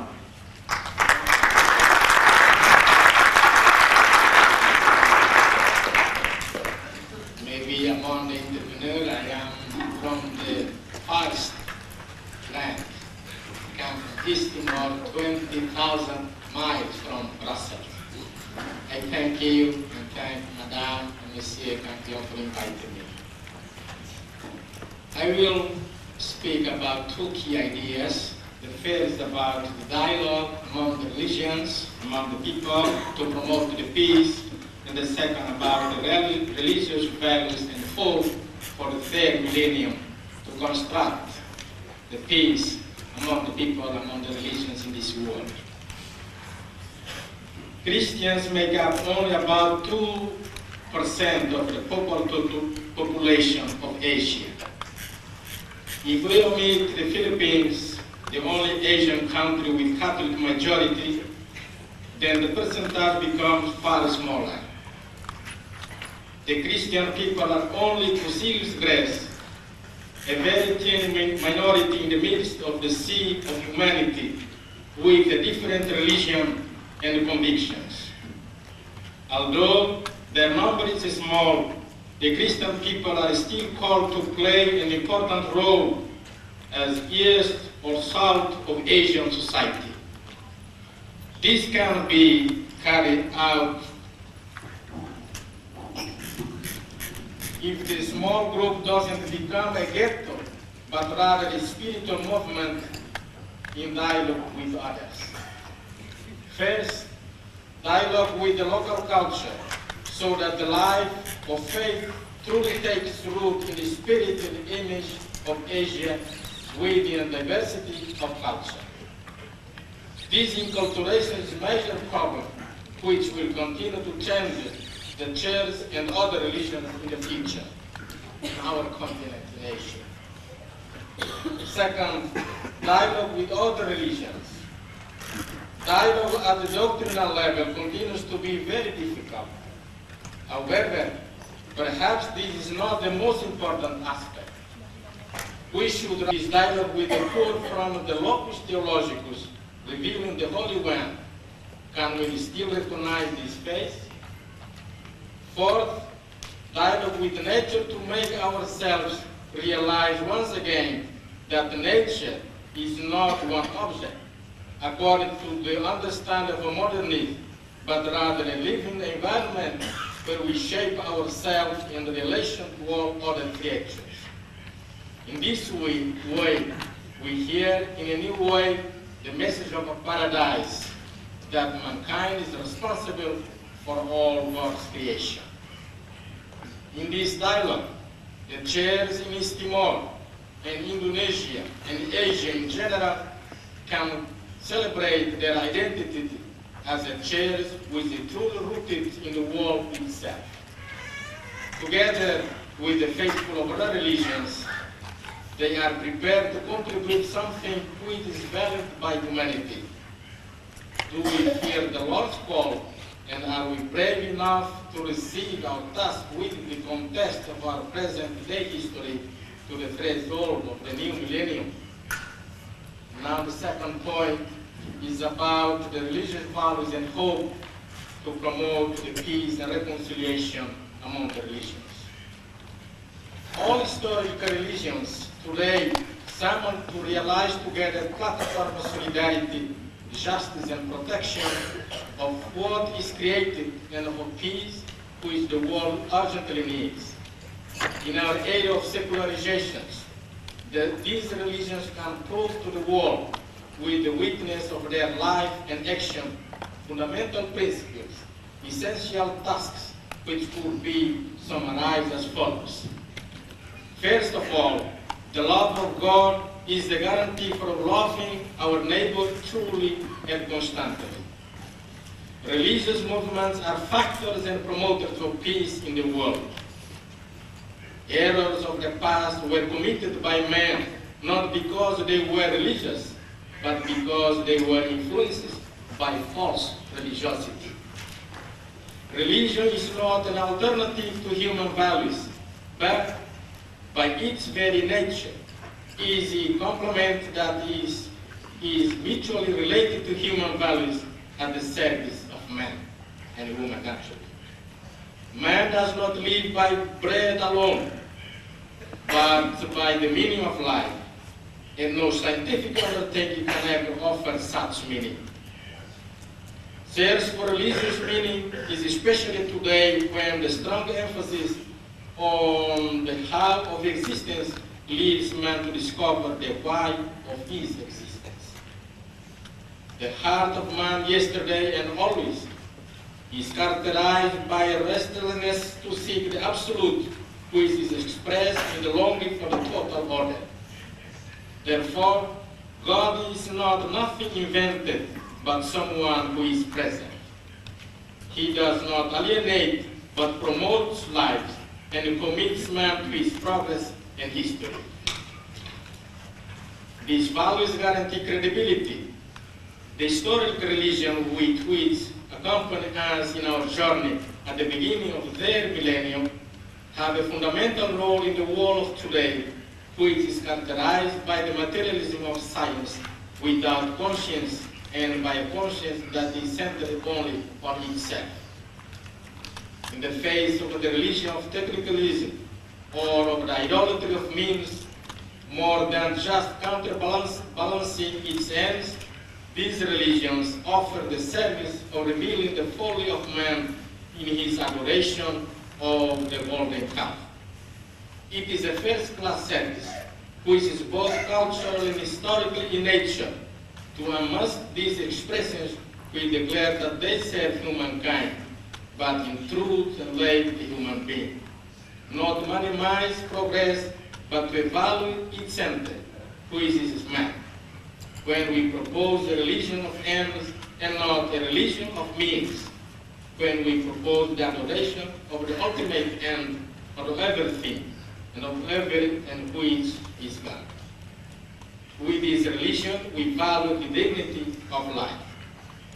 In the face of a different culture, which are marked by tendencies to individualism, narcissism, and personalism, these religions recall the contribution of re-education of the sense of openness to the above, that is, to the conviction that the individual cannot put himself at the center of everything, but should work to recognize the superiority of values and their transcendent foundation, which is God. This is the God within the vision of Abrahamic religions, Jewish, Christians, and Islamic faith reveals himself as the sole creator of this unique humanity. The re-education to transcendence leads to the acknowledgement of the equality of dignity of the other. This lays the foundation to the ever-valid declarations like that of the United Nations Organization in the preamble of the Status of the Rights of Man on December 10, 1948. Today, more than ever before, in sick world due to the technology, it is the religion of means, and the egoism, it is the religion of the self. There is a real need for voices. Voices which are not sonorous, but perpetuate in man's history because of its consistency, and therefore convincing. Voices which announce over and again the religion of values as ends and not the values as instrumentalized. In conclusion, the Catholic Church, which has established the basis of dialogue and the acknowledgement of religious authenticity in other forms to the Second Vatican Council, must continue the journey which she has initiated. The Catholic Church must nourish this passion to serve the world in working together with other religions towards a communion that is not secretive but operative. This is an inter-religious commitment made for the glory of God and for the prosperity of all men who are His children. Thank you.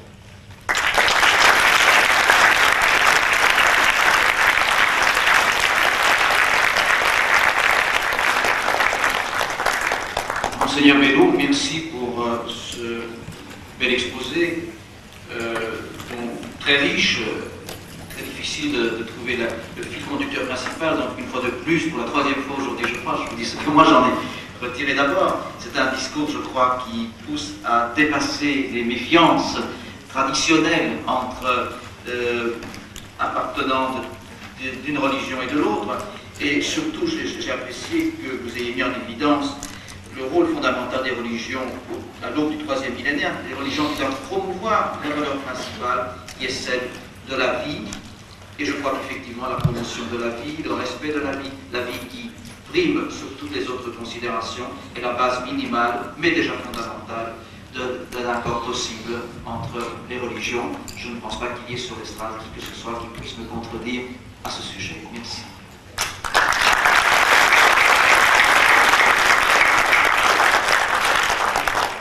Bien, alors comme je vous l'avais annoncé, nous sommes d'ailleurs à l'heure, nous avons rattrapé le train, il est 12h45, juste. Nous allons interrompre ici pour, je ne sais pas, nous avons une demi-heure environ, je crois, pour prendre un repas rapide, et ensuite nous poursuivrons le colloque. Merci.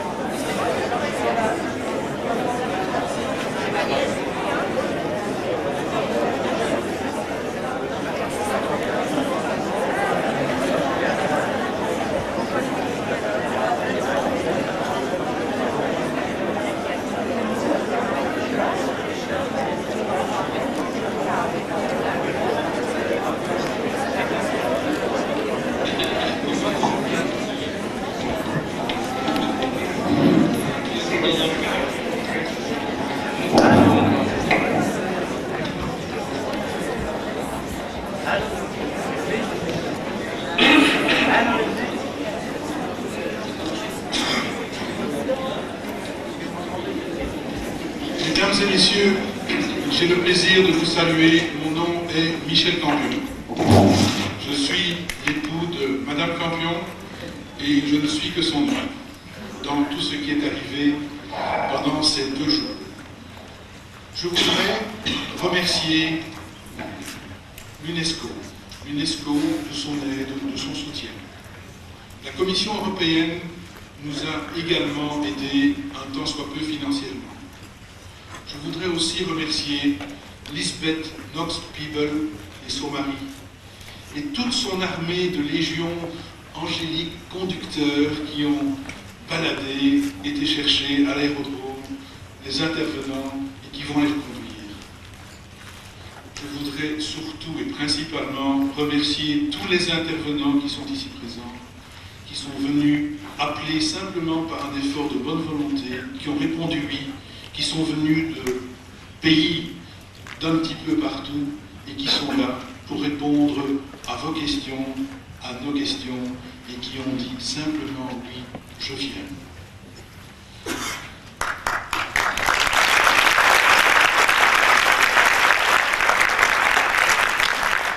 Nous avons trouvé également une énorme écoute auprès des modérateurs qui sont ici présents, ceux de ce matin, ceux de cet après-midi.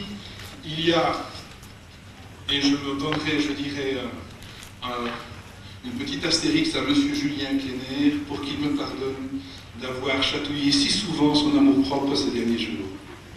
M. Thomas Gergely, M. André Fonnier et M. Ahmed Mahfoud.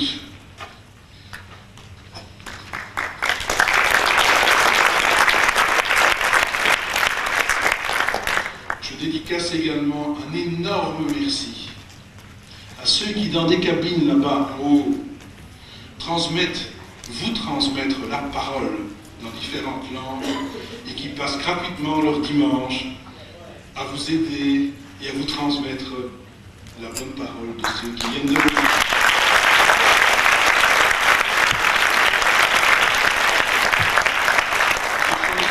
De la CI, j'ai encore toute une série de grands merci à dire aux amis de l'islam, qui, spécialement Mohamed Tamajid et Jostex, qui dans l'ombre ont fait un travail ingrat, ardu et long, sans compter et sans mesure. Qu'ils soient remerciés.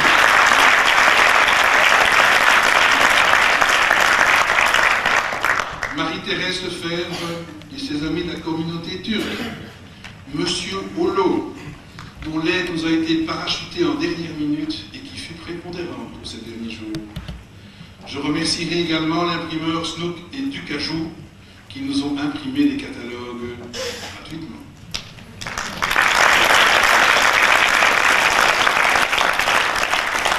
Je remercie également les scouts musulmans de Belgique et de France d'être là et d'avoir été hier et aujourd'hui.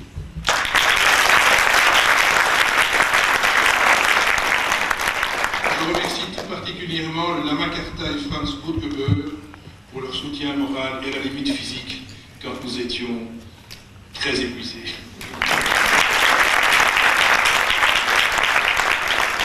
Un grand merci aussi à Esther Kerver et Mérandré qui dans le dernier rush final nous a ouvert énormément de portes. Je remercie également Pierre Eckermann, Monsieur et Madame Macias et Tania, Liliane Dix, Lise Brachet, Thérèse Reiss et Nicole Quétin, Madame Ivana Pers, qui a gratté énormément d'enveloppes. Avec également Véronica Toureau qui nous a fait la traduction. Je voudrais aussi remercier tous ceux qui ont contribué de près et de loin, au début, au milieu, à la fin, ou pendant tout le parcours. Et tous ceux aussi qui me pardonneront de ne pas les citer aujourd'hui, parce qu'il y en a eu beaucoup.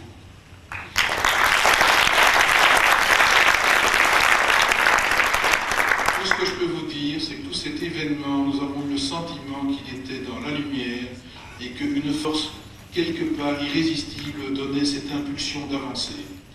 J'espère que cette lumière qui flotte autour de cet événement viendra se répartir sur vous tous. Nous avons choisi la voie des religions parce que nous avions le sentiment que tout le monde gravit une montagne par des versants différents, mais qu'arrivé au sommet, tout le monde se retrouve. Et c'est ce que nous avons voulu faire. Je vous remercie.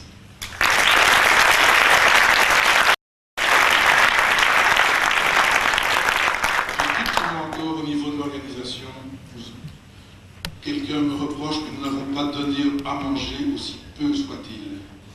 Nous ne savons pas faire face à tout, donner ou pas donner.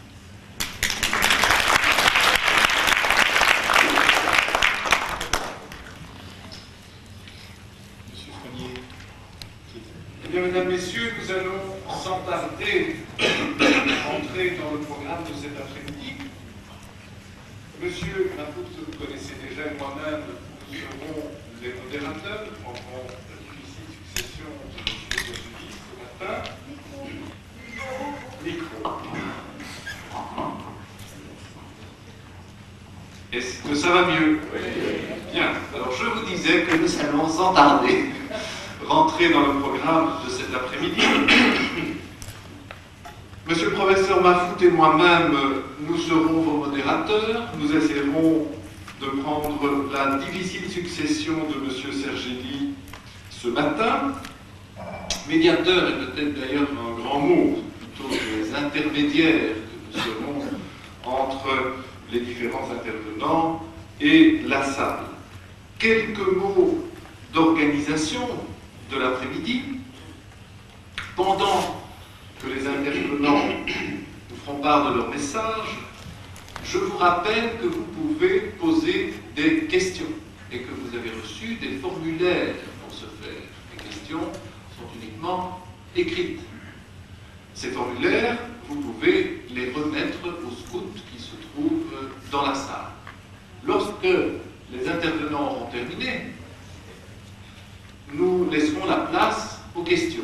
Et pendant le temps des questions, à quelques-uns, nous nous retirerons pour essayer de vous proposer une sorte de déclaration finale dont nous vous ferons part. Voilà comment nous nous organiserons. Le docteur Ali El-Samad a déjà accepté de bien vouloir organiser la séance des questions-réponses pendant que nous nous retirerons pour préparer la déclaration finale. Alors je vais passer tout de suite la parole sans tarder au professeur Mafoud qui va présenter les premiers intervenants. Salam alaikum. Je profite de l'occasion d'abord pour remercier au nom des musulmans Madame et M. Campion pour cette occasion extraordinaire qu'elle nous a donnée de nous exprimer au sein de cette auguste assemblée. Nous avons trois intervenants, Cheikh Bentounes, Dr Fukui et Dr Latour. Alors, mais avant de les présenter, j'ai une petite anecdote à vous raconter qui est restée sur mon cœur depuis hier. En fait, que j'emprunte au maître Ibn Arabi, qui résume un tout petit peu la situation et l'entreprise que nous sommes en train d'entreprendre ici. Ibn Arabi nous dit une jeune fille lance à partir du balcon un caillou sur la chaussée pour attirer l'attention des hommes, des passants, sur sa beauté. Malheureusement, les hommes, à la place de lever la tête et de contempler la beauté de la jeune fille, ils se penchent sur ce caillou et ils se mettent à disputer ce caillou. La raison qui divise le monde, nous pensons que c'est en fait le monde lui-même, c'est ce caillou que nous sommes tous en train d'essayer de se le partager et d'en tirer un maximum. Il y en a peut-être des gens qui sont plus penchés sur ce caillou que nous, peut-être des militaires, des politiciens, des gens de finance. Mais justement, c'est là que les religions sont appelées à jouer un rôle primordial, c'est d'aider les hommes à lever la tête vers Dieu, parce que la jeune fille, vous l'avez compris, c'est en étant Dieu. Le caillou, c'est ce monde que nous essayons de partager. Donc, les religions sont appelées à nous aider, à aider les hommes à se dépasser, à lever la tête vers Dieu. Si nous pouvons donc retenir cette belle leçon, je pense, et si nous pouvons rentrer dans le cœur de chacune de ces traditions, je crois que ce sera beaucoup plus facile de discuter puisque nous parlons d'un même Dieu.